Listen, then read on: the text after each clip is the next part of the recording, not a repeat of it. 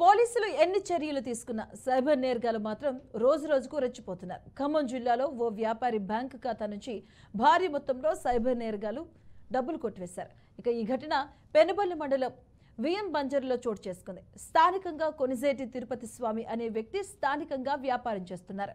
కాగా ఈ నెల 10వ తేదీన తన ఫోన్ నుంచి 2 సార్లు 90,000 చొప్పున ₹1,80,000 ట్రాన్స్ఫర్ అయ్యాయి. దీంతో తన ప్రమేయం లేకుండానే ఖాతా నుంచి సైబర్ నేరగాలు డబ్బులు కాజేశారని పోలీసులకి బాధితుడు ఫిర్యాదు చేశారు. పోలీసులు కేసు నమోదు చేసి దర్యాప్తు చేస్తున్నారు.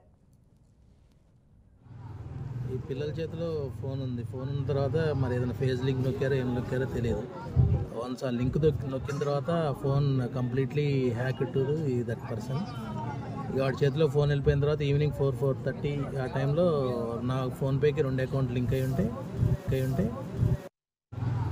ఈ పిల్లల చేతిలో ఫోన్ ఉంది. ఫోన్ ఉన్న తర్వాత మరి ఏదైనా ఫేస్